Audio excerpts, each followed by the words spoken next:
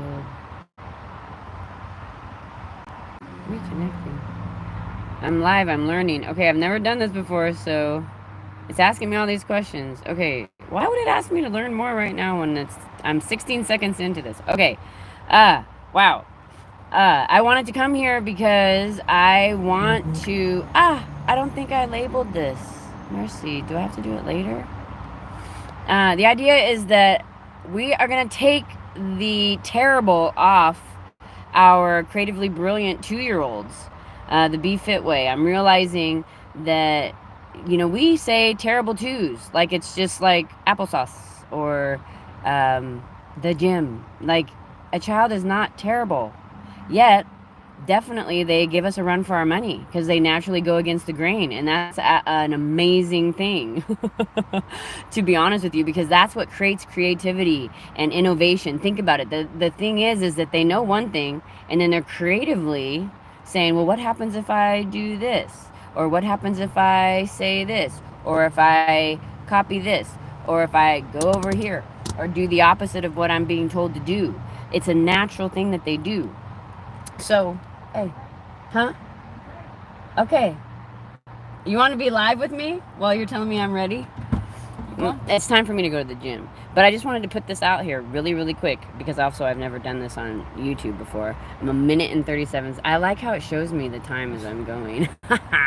But, so yes, the Be Fit way, be funny, be interested, and be there. And the terrible is just going to come right off the twos, because the thing is that when you make a toddler or a preschooler focused on you, where their focus goes, their energy flows. So if they're focused on you being unpredictable, or you being noisy, or you being nonsensical, then they're not able to focus on doing the opposite of what you have just asked them to do that's made them feel some way. So when you do tell them, oh, it's time to, go have dinner, and they're in a transition and they want to be like, meh. When you grab something unpredictable to make them get away from that, and you let them know that, oh, we're gonna put 33 seconds on the clock. After 33 seconds, we're going to the table. Are you ready? You push the button. Let's go start.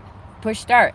The 33 seconds goes, and they start running around, hopping around, doing whatever for that 33 seconds. That transition, that unpredictableness, and that's a tool called the 33-second QT jam, that will help them to just be able to move on to that next task. Plus, it's fun for you, and ultimately what it's going to give is peace of mind, connection, and joy.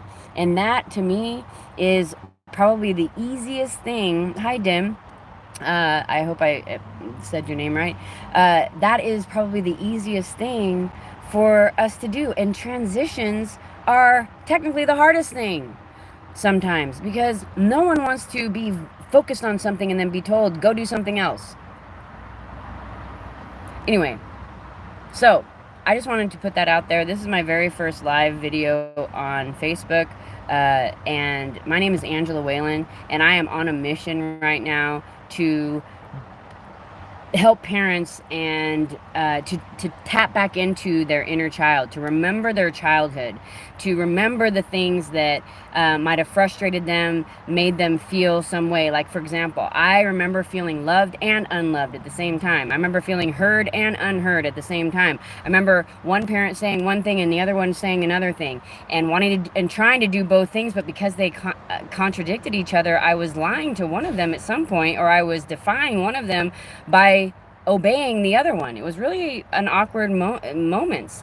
And when that comes to ideologies and connotations about life and things about life, then that gets extremely confusing.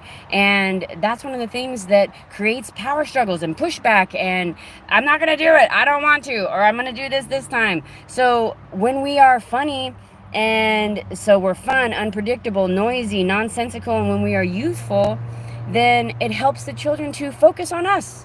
And focusing on us should be their best thing, because we're going to model proven practices of other people, of what we're being taught, of the things that work, and being interested in them is also an amazing opportunity for them to feel connected to you, to get communicate, and to develop trust. And being there is just obvious. Like, when you know someone's there on your side, it's like when it, the Bible says, if God be for you, who can be against you? When I read that verse, I think, wow, he's always with me. So it's true. Like, what can go wrong? So that's what you want your child to feel, is that with you, all things will be figured out. All things will work for good. With you being there, they trust you, they love you already. And so when we confuse them, that's when we get that terrible type of stuff. And that doesn't have to be, because 2-year-olds are some of the most innovative little human beings on this planet, if you actually watch what they do.